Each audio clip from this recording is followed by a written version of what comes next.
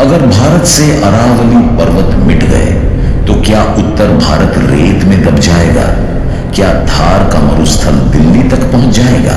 आज सेव अरावली सिर्फ एक नारा नहीं, यह समय की चेतावनी है, क्योंकि इंसान उस पहाड़ को मिटाने चला है जिसका इतिहास इंसान से भी पुराना है। अरावली जो हवा को रोकती है, पानी को थामती है और जीवन को बचाती है, आज कागजी परिभाषाओं में सिमटाई जा रही है। यह कहानी विकास बनाम विनाश की है और सवाल बस एक है, अगर अरावली नहीं रही तो हमारा कल क्या बचेगा? अरावली पर्वत कोई साधारण पहाड़ी श्रृंखला नहीं है, यह भारत की भूगर्भीय स्मृति है, धरती का जीवित इतिहास, जहां हिमालय एक नवीन वलित पर्वत है जो आज भी टेक्टोनिक प्लेटों की टक्कर से ऊंचा उठ रहा है, वहीं अरावली एक प्राचीन पर्वतमाला है, इतनी पुरानी कि इसका जन्म प्री कैम्ब्रियन युग में हुआ था। यह वह समय था जब न जीवन था, न पेड़, न इंसान, सिर्फ उबलती धरती और बनती हुई चट्टानें। अरावली तब खड़ी थी जब इंसान का नामो निशान भी नहीं था। यह पर्वत श्रृंखला हजारों नहीं बल्कि करोड़ों वर्षों से इस भूमि की रक्षा करती आ रही है। समय के साथ हवा चली, बारिश हुई, नदियां बहीं और अरावली धीरे धीरे घिसती चली गई। इसी लंबे अपरदन की वजह से आज इसकी ऊंचाई कम दिखती है। इसी कारण भूगोल में इसे अवशिष्ट पर्वत कहा जाता है। लेकिन कम ऊंचाई का मतलब कम महत्व नहीं होता।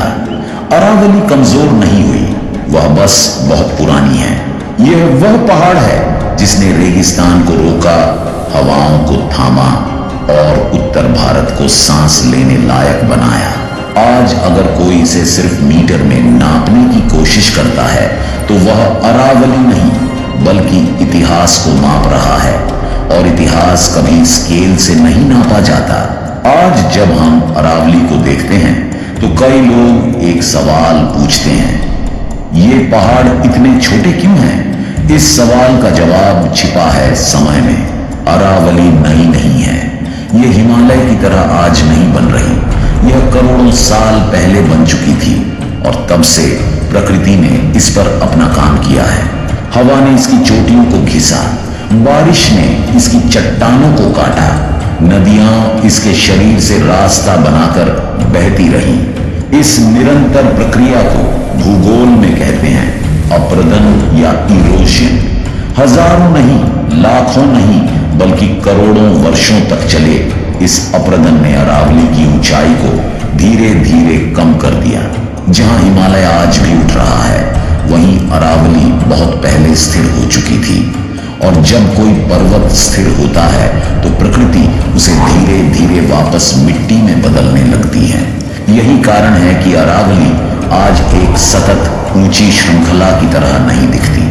बीच बीच में गैप हैं, कुछ हिस्से पहाड़ी हैं, कुछ समतल हो चुके हैं, लेकिन यह टूटन कमजोरी नहीं है, यह उम्र का प्रमाण है। समस्या तब शुरू होती है जब इंसान इस प्राकृतिक अपरदन को अपने स्वार्थ से तेज कर देता है। अवैध खनन, जंगलों की कटाई और अंधाधुंध निर्माण से प्रकृति ने अरावली को करोड़ों साल में बदला। इंसान उसे कुछ दशकों में मिटाने पर तुला है, और यही फर्क है प्राकृतिक बदलाव और मानव विनाश के बीच। अरावली पर्वत को समझने के लिए सिर्फ इतिहास नहीं, उसका भूगोल समझना भी जरूरी है। अरावली की शुरुआत होती है गुजरात से। यह राजस्थान के हृदय को चीरती हुई हरियाणा से गुजरती है और अंत में दिल्ली में रायसीना हिल, राष्ट्रपति भवन के पास जाकर शांत हो जाती है। इसकी कुल लंबाई लगभग 692 किलोमीटर है, लेकिन इस पूरी लंबाई का सबसे बड़ा बोझ राजस्थान उठाता है, करीब 550 किलोमीटर, यानी लगभग 80 से 85% अरावली सिर्फ राजस्थान में स्थित है। यही कारण है कि सेव अरावली की सबसे तेज आवाज राजस्थान से उठती है। अरावली की सबसे ऊंची चोटी है गुरु शिखर जो माउंट आबू में स्थित है, समुद्र तल से लगभग 1722 मीटर ऊंचा, यह अरावली की आखिरी ऊंची सांस है। लेकिन अरावली सिर्फ पहाड़ों की रेखा नहीं है, यह उत्तर भारत और पश्चिमी भारत के बीच एक प्राकृतिक दीवार है। यह थार के रेगिस्तान को रोकती है, यह मानसूनी हवाओं की दिशा बदलती है, यह नदियों, जंगलों और जीवन को जन्म देती है। दिल्ली से लेकर जयपुर तक हरियाली का जो थोड़ा बहुत संतुलन बचा है, उसके पीछे अरावली की चुप मौजूदगी है। अगर यह रीढ़ टूटी तो भारत का संतुलन भी टूटेगा। अरावली का नक्शे से मिटना सिर्फ भूगोल का नुकसान नहीं होगा, यह भविष्य का नुकसान होगा। नवंबर 2025, एक तारीख जिसने अरावली के भविष्य पर एक बड़ा सवालिया निशान लगा दिया। भारत के पर्यावरण, वन और जलवायु परिवर्तन मंत्रालय ने सुप्रीम कोर्ट में एक रिपोर्ट पेश की। यह रिपोर्ट चल रहे एक ऐतिहासिक मुकदमे से जुड़ी थी, TN गोदावर्मन केस। यह वही केस है जिसने भारत में वन संरक्षण की दिशा तय की थी। इसलिए जब इस केस में अरावली से जुड़ी रिपोर्ट सामने आई तो पूरे देश की नजरें उस पर टिक गईं। सुप्रीम कोर्ट ने पर्यावरण मंत्रालय की इस रिपोर्ट को स्वीकार कर लिया और यहीं से बहस शुरू हुई। रिपोर्ट का दावा था कि अरावली एक सतत अखंड पर्वत श्रृंखला नहीं है। लंबे समय के अप्रदन के कारण इसमें कई जगह गैप बन चुके हैं। कागजों में यह बात तकनीकी लग सकती है, लेकिन इसके निहितार्थ बेहद गहरे थे। क्योंकि जैसे ही प्रकृति को परिभाषाओं में बांधा जाता है, मीटर, नक्शे और सीमाओं में, वैसे ही संरक्षण के नियम भी कमजोर पड़ने लगते हैं। क्योंकि इतिहास गवाह है, जब भी किसी प्राकृतिक संरचना को कागजों में छोटा किया गया है, जमीन पर उसका नुकसान बड़ा हुआ है। और अरावली के मामले में यह सिर्फ एक रिपोर्ट नहीं थी, यह एक दरवाजा था जिसके खुलते ही अवैध खनन और विनाश की आहट सुनाई देने लगी। रिपोर्ट का सबसे विवादित हिस्सा सिर्फ तकनीकी नहीं था, वह खतरनाक था। रिपोर्ट में कहा गया, अगर किसी पहाड़ी की ऊंचाई 100 मीटर से कम है तो उसे अरावली पर्वत श्रृंखला का हिस्सा नहीं माना जाएगा।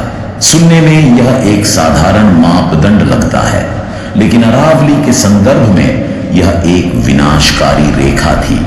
क्योंकि अरावली कोई नई पर्वतमाला नहीं है, करोड़ों साल के अपर्दन ने इसकी ऊंचाई पहले ही कम कर दी है। कई स्थानों पर यह पहाड़ की तरह नहीं, उठी हुई जमीन की तरह दिखती है। अब अगर ऊंचाई ही पहचान बन जाए तो अरावली का अधिकांश हिस्सा कागजों से गायब हो जाएगा। विशेषज्ञों के अनुसार अगर 100 मीटर की यह शर्त लागू हो गई तो राजस्थान की लगभग 90% अरावली कानूनी रूप से अरावली नहीं रहेगी।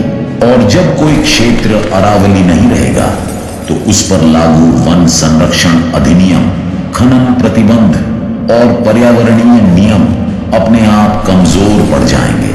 यह ठीक वैसा ही है जैसे सड़क से हेलमेट का नियम हटा दिया जाए, दुर्घटना अपने आप बढ़ जाती है। प्रकृति को मीटर और स्केल में बांधना सबसे बड़ी भूल है, क्योंकि अरावली सिर्फ ऊंचाई नहीं, एक प्राकृतिक प्रणाली है। और जब प्रणाली को तोड़ा जाता है तो उसका असर सिर्फ पहाड़ पर नहीं, पूरे देश पर पड़ता है। कागजों पर अरावली को हटाना सिर्फ शब्दों का खेल नहीं होता, यह जमीन पर तबाही का संकेत होता है। जैसे ही कोई क्षेत्र अरावली पर्वत श्रृंखला की परिभाषा से बाहर होता है, वैसे ही उस पर लागू सख्त पर्यावरणीय कानून ढीले पड़ने लगते हैं। और यहीं से अवैध खनन की असली कहानी शुरू होती है।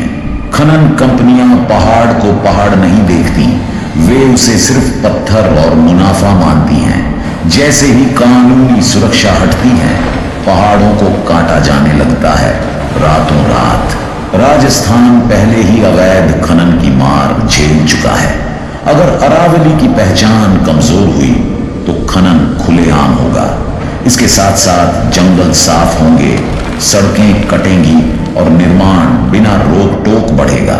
यह सिर्फ पर्यावरण का नुकसान नहीं होगा, यह पानी, हवा और जमीन तीनों पर सीधा हमला होगा। जब पहाड़ कटते हैं तो पानी रुकता नहीं, वह बहकर निकल जाता है।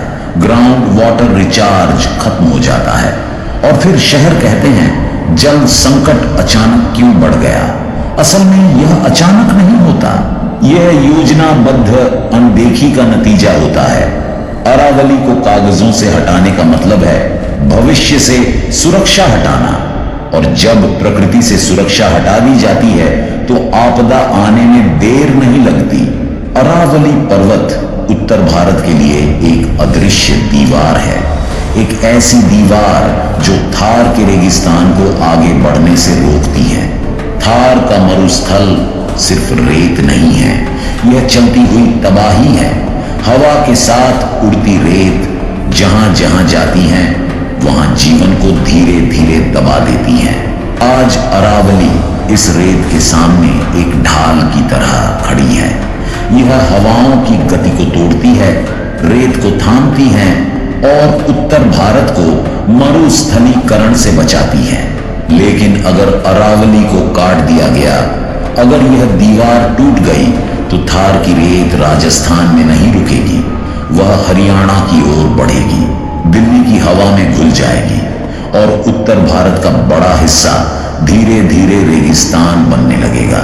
इसके साथ बढ़ेंगी धूल भरी आंधियां, लू की तीव्रता और सांस लेना भी एक संघर्ष बन जाएगा। यह सिर्फ मौसम का बदलाव नहीं होगा, यह जीवन शैली का संकट होगा। खेती की जमीन बंजर होने लगेगी, पानी मिट्टी में टिकेगा नहीं और लोग पूछेंगे सब कुछ इतना सूखा क्यों हो गया। उस समय जवाब साफ होगा, क्योंकि अरावली नहीं रही। रेगिस्तान को रोकने वाला जब ढह जाता है तो हरियाली को बचाने वाला कोई नहीं बचता। अरावली का सबसे बड़ा योगदान हवा या रेत नहीं, पानी है। जब बादल अरावली से टकराते हैं तो बारिश सिर्फ गिरती नहीं, वह जमीन के भीतर उतरती है। चट्टानों के बीच रिसती हुई यह बारिश ग्राउंड वाटर को रिचार्ज करती है। अरावली की चट्टानें प्राकृतिक जल संग्रहण प्रणाली हैं, यहीं से निकलती हैं कई छोटी बड़ी नदियां जो खेतों, जंगलों और शहरों को जिंदगी देती हैं। लेकिन जब पहाड़ कटते हैं तो पानी रुकता नहीं, वह बहकर निकल जाता है। जमीन के नीचे जाने का समय ही नहीं मिलता। नतीजा, कुएं सूखने लगते हैं, हैंडपंप जवाब दे देते हैं और शहर टैंकरों पर निर्भर हो जाते हैं। अरावली के जंगल सिर्फ पेड़ नहीं हैं, वे तापमान को संतुलित करते हैं, मिट्टी को बांध कर रखते हैं और हजारों जीव जंतुओं को आश्रय देते हैं। अगर अरावली खत्म हुई तो जैव विविधता भी खत्म होगी। पक्षी, जानवर, कीट सब धीरे धीरे गायब होने लगेंगे और जब प्रकृति की कड़ियां टूटती हैं तो इंसान भी सुरक्षित नहीं रहता। जल संकट बढ़ेगा, खेती कमजोर होगी और फिर यह संकट जीवन संकट बन जाएगा। अरावली इसलिए जरूरी नहीं है क्योंकि वह पहाड़ है, बल्कि इसलिए जरूरी है क्योंकि वह जीवन है। अरावली कोई 100 मीटर की परिभाषा नहीं है, यह भारत की ढाल है, हमारी संस्कृति की जड़ है और हमारे भविष्य का प्रहरी है। जिसने रेगिस्तान को रोका, जिसने हरियाली को थामा, उसे कागजों में मिटाया नहीं जा सकता। क्योंकि जब अरावली बचेगी तभी पानी बचेगा, खेती बचेगी और जीवन बचेगा। अरावली को बचाना प्रकृति को नहीं, खुद को बचाना है। अगर भारत को बचाना है तो अरावली को बचाना होगा। इस वीडियो को लाइक करें, शेयर करें ताकि आवाज पहुंचे दूर दूर तक। सब्सक्राइब करें क्योंकि ये लड़ाई अभी खत्म नहीं हुई है। जय हिंद।